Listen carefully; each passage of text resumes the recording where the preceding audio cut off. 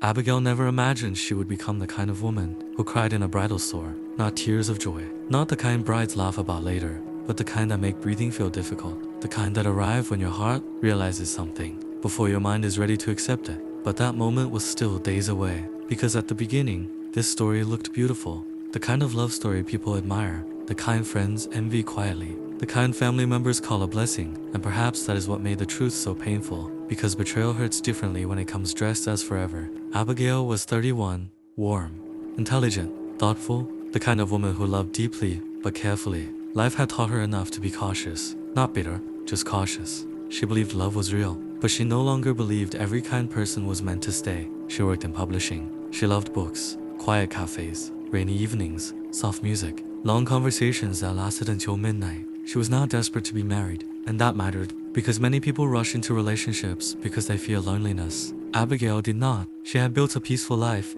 a small apartment she loved, a stable career, close friends, a manageable routine. Marriage was something she wanted, but not something she would force. That was before Kennedy. She met him at a charity fundraising dinner. She almost did not attend. Her colleague insisted, "Come on, Abigail. Free food and overdressed strangers." She laughed and agreed, and that single decision changed everything. Kennedy was standing near the drinks table when they met. Tall, well-dressed, calm, not flashy, not overly charming, just composed. He had a way of speaking that made people lean in slightly. A steady voice, measured words, the kind of presence that felt emotionally safe, or so she believed. Their first conversation lasted nearly an hour. No forced flirting, no awkward games, just natural connection. "What do you do?" he asked. "Publishing. Interesting. People always say that before changing the topic." He smiled. "Not me." And he meant it, or at least appeared to. They spoke about books, travel, family, work frustrations, embarrassing childhood stories. By the end of the evening, Abigail felt something rare,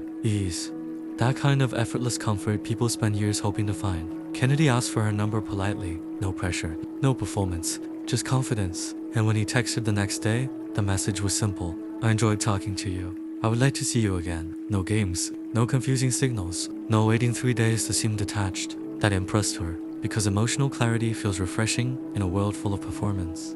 Their first date was at a small Italian restaurant. Simple, warm lighting, good food, easy conversation. Kennedy listened well, really listened. He remembered things she mentioned casually. Her favorite dessert, her dislike for loud restaurants, her habit of rereading books she loved. Attention like that makes people feel valued, and feeling valued can be intoxicating. Weeks passed, then months. Kennedy remained consistent. Morning texts, phone calls, unexpected kindness. Nothing excessive, nothing dramatic, just stable effort that matters, because consistency builds trust quietly. It does not need grand gestures, just repeated reliability, and Kennedy seemed reliable. Abigail's friends approved quickly, especially her closest friend, Lauren. "He feels different." "He does. You actually seem relaxed around him." Abigail smiled. "I am," and she meant it. Kennedy felt safe, grounded, emotionally mature. At least that was the version she knew. 6 months into the relationship, Kennedy met her family. Her mother adored him immediately. Her younger brother joked with him effortlessly. Even her father, who rarely warmed to anyone quickly, seemed impressed. After dinner, her mother whispered, "That man loves you." Abigail smiled, because she believed it too. Kennedy spoke often about future plans, not aggressively, naturally. Trips they should take, a bigger apartment one day, holiday traditions, life together. That kind of language creates emotional roots, because people do not just fall in love with who someone is. They fall in love with the future they imagine beside them. And Abigail imagined deeply. There were small warning signs, but warning signs rarely arrive dramatically. That is what makes them dangerous. Sometimes Kennedy became unexpectedly unavailable. Nothing extreme, a delayed response, a cancelled dinner, a vague explanation about work. Abigail noticed, but nothing seemed serious enough to challenge aggressively. And that is how many red flags survive. By appearing small, one evening she asked gently, "Work has been intense lately." He sighed, completely exhausting. "Everything okay?" "Yeah, just pressure."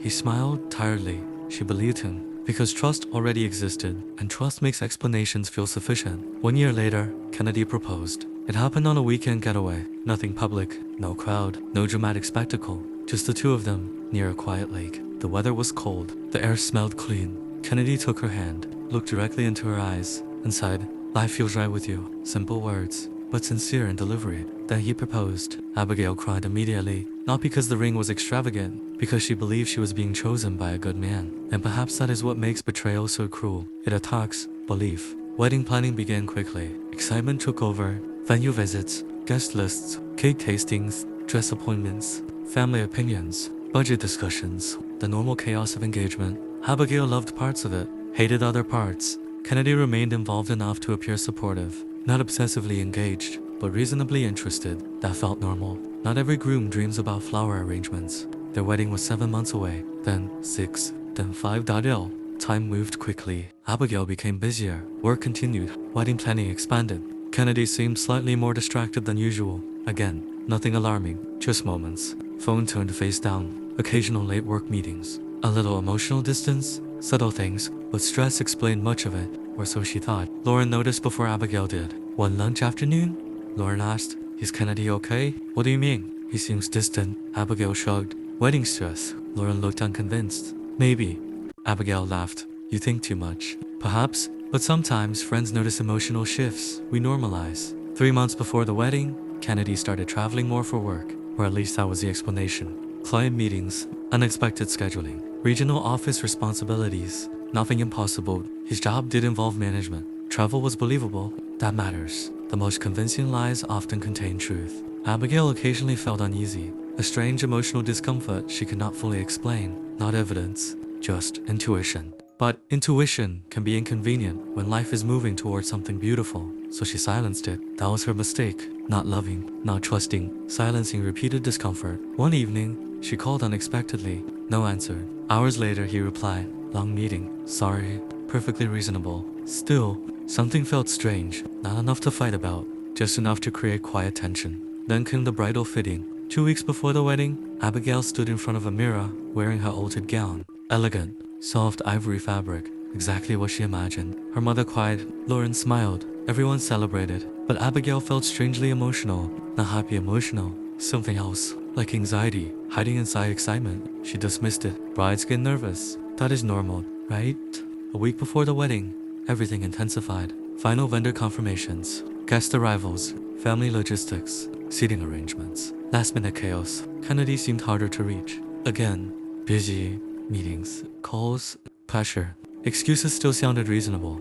.com. But now, Abigail noticed something different. His energy had changed. Less warmth, less emotional presence, more distraction. And unlike before, the difference felt undeniable. "Are we okay?" she asked one evening. Kennedy looked surprised. "Of course. You seem distant, unstressed. That's all." "Yes."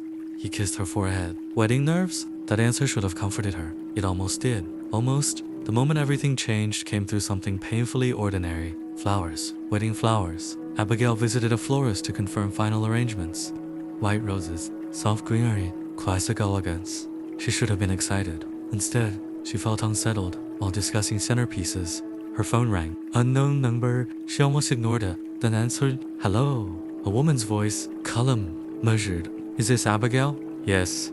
Pause. Then, "I think we need to talk about Kennedy." The room changed instantly. Florist sounds faded. Air felt different. Her hand tightened around the phone. "Who is this?" "My name is Sophie." Silence. Then words Abigail would never forget. "I have been seeing your fiancé." Everything inside her went still. Not loud panic, not dramatic collapse. Just complete internal silence. The kind that happens when reality fractures. "No."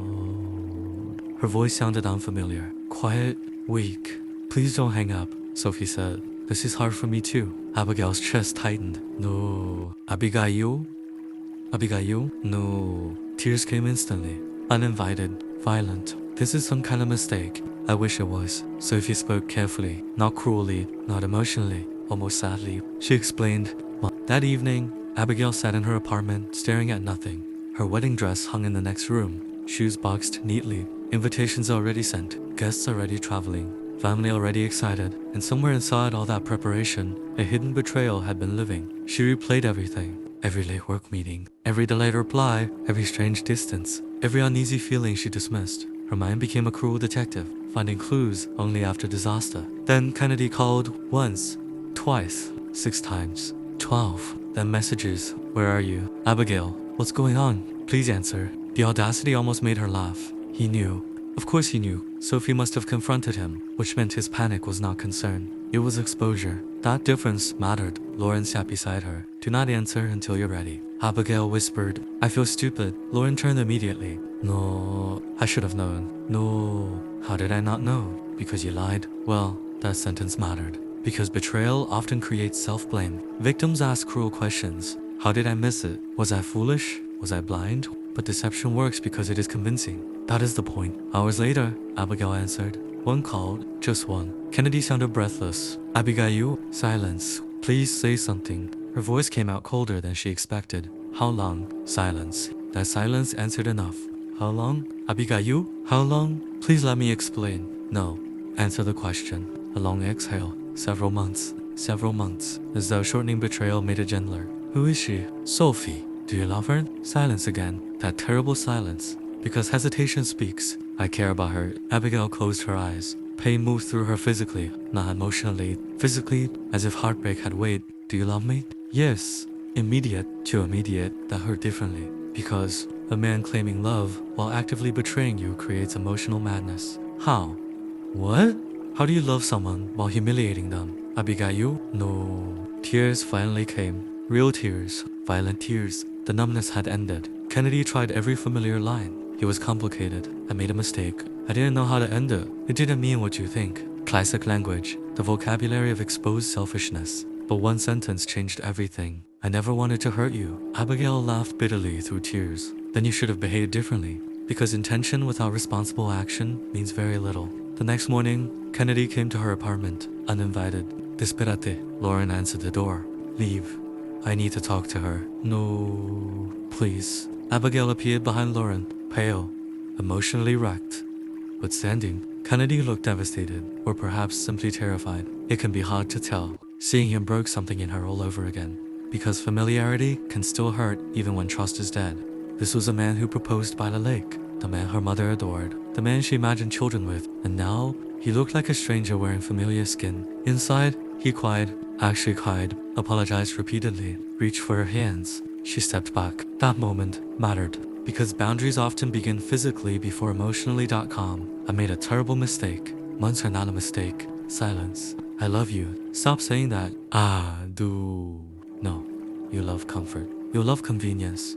You love being wanted. That landed because it was true. Then the worst part came. Not the cheating. The explanation. Sophie had started as something casual during a stressful work period. Then emotions became complicated. He meant to end it repeatedly, but never did. Because why sacrifice comfort? That is what selfish people do. They delay honesty while collecting benefits. Did you sleep with her? He closed his eyes. That answer was enough. Abigail turned away. That was the moment wedding dreams died completely. Because emotional betrayal wounds deeply. Physical betrayal shatters differently. Her father arrived later, then her mother. Then family conversations began. Painful, heavy, practical. Should the wedding be postponed, cancelled, discussed, salvaged? And this is where heartbreak becomes public humiliation. Because betrayal rarely hurts privately when weddings are involved. Guests, deposits, explanations, embarrassment, family disappointment. The emotional damage multiplies. Her mother asked gently, "Do you want to marry him?"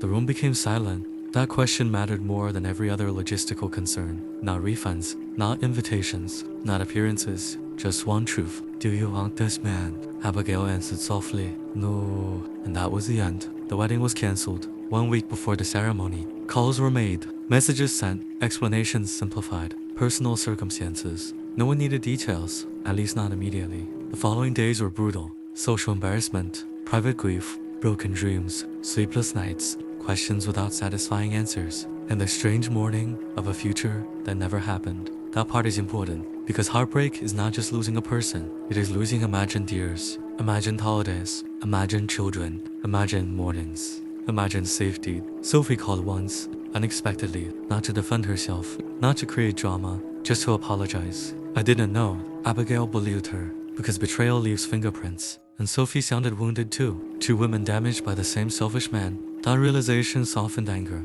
not pain, but anger. Months passed. Healing was ugly, not graceful. Some mornings Abigail felt strong.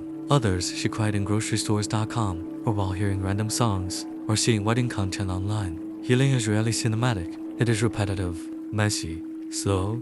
Kennedy kept trying. Messages, emails, flowers, apologies, declarations of change, promises of therapy, claims of regret. Perhaps some were sincere, but regret after exposure is not always transformation. and Abigail had learned something painful. Trust, once shattered this deeply, does not rebuild through desperation. One afternoon, nearly a year later, Abigail passed a bridal shop.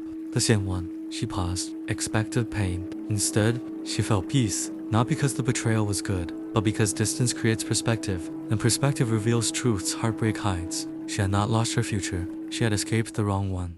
That realization changed everything. So let me speak directly to anyone listening. If someone betrays you before marriage, believe the warning. If someone can lie while planning forever, do not assume marriage will magically create honesty. A wedding does not fix character. A ring does not heal selfishness. Love does not cure deception. Please remember this. Red flags, ignored during dating, often become heartbreak inside marriage. Pay attention, not to perfect words, to consistent actions, to integrity, to accountability, to emotional transparency. And if your heart has been broken, I need you to hear this. A cancelled wedding is painful, but a miserable marriage built on deception is worse. Temporary humiliation is survivable. Lifelong betrayal is devastating. Sometimes what feels like heartbreak is actually protection. Abigail eventually loved again. Not quickly, not recklessly, wisely, because pain taught discernment, not bitterness. And that is the lesson. Do not let betrayal make you cold. Let it make you wise. If this story moved you, if it taught you something, if it opened your eyes,